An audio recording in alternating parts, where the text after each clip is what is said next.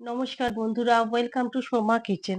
আজকে আমি আপনাদেরকে বিকেলের একটা স্ন্যাক্সের রেসিপি করে দেখাবো, কর্ন কাটলেট রেসিপি, যেটা খুব সহজেই বানানো হয়ে যায়। চলুন রেসিপিটা শুরু করছি। এখানে দেখুন আমি কর্নটা সিদ্ধ করে নিয়েছি। আমি এখানে দুটো কর্নকে সিদ্ধ করে ছাড়িয়ে নিয়েছি। এখান থেকে কিছুটা আমি আলাদা করে উঠিয়ে রাখবো, এটা পরে আমি ব্যবহার করছি।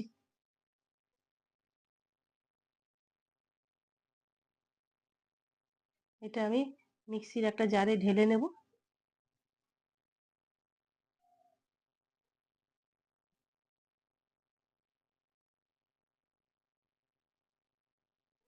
এটা একটু এবার হালকা করে পিষে নেব, খুব বেশি মিহি করব না, একটু দারদারা টাইপের রাখবো।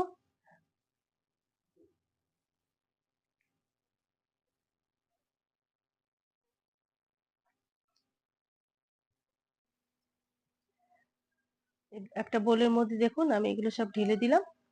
এবার এর মধ্যে আমি 1 চামচ হলুদ গুঁড়ো দিয়ে দিচ্ছি, 1 চামচ জিরে গুঁড়ো,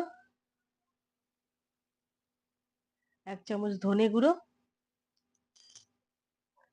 1 চামচ লঙ্কার গুঁড়ো,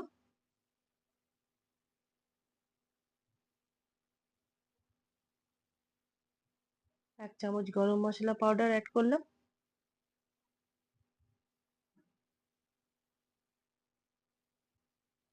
একটা পেঁয়াজ আমি কুচি করে কেটে নিয়েছি, সেটাও আমি এর মধ্যে দিয়ে দিচ্ছি।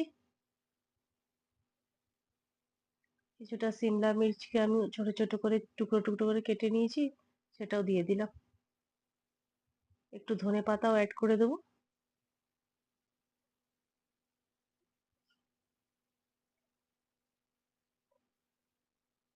এখানে দেখুন আমি দুটো আলু সিদ্ধ করে নিয়েছিলাম, আলু সিদ্ধটা এর মধ্যে দিয়ে দিচ্ছি।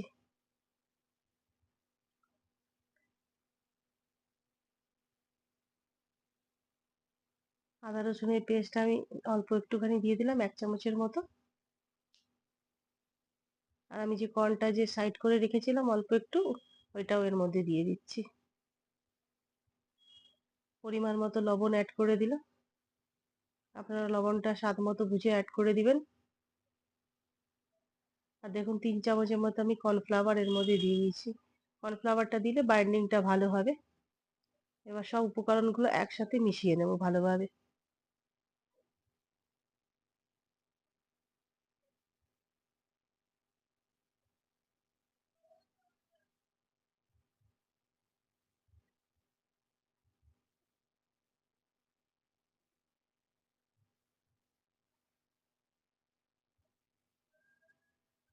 ভালো মতো দেখুন আমার মেশানো হয়ে গেছে। হাতে একটুখানি তেল লাগিয়ে নেব আমি। এবারে আমি কাটলেটের মতো শেপে এগুলো সব বানিয়ে নেব।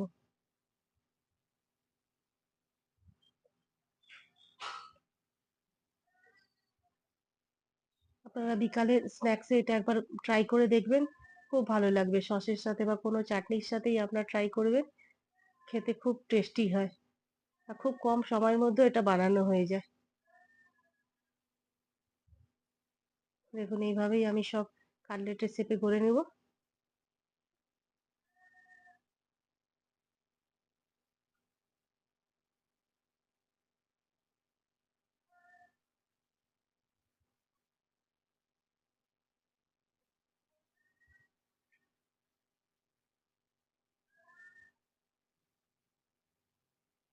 দেখুন আমি এগুলো এরকম ভাবে বানিয়ে নিয়েছি।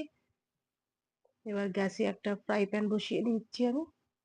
এর মধ্যে কিছুটা তেল দিয়ে দেব।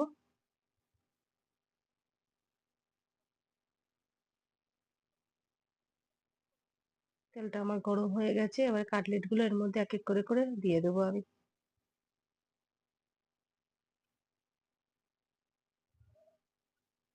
ফ্লেমটা আমি লো মিডিয়াম রেখেছি, খুব বেশি হাই করে রাখবো না, তাহলে ভিতরেরটা ভালো মতো ফ্রাই হবে না, উপর থেকে জ্বলে যাবে। দেখুন কত সুন্দর কালার হয়ে গেছে। সুন্দর করে আমার ফ্রাই করা হয়ে গেছে কাটলেট গুলো। এবার আমি এগুলো উঠিয়ে নিচ্ছি।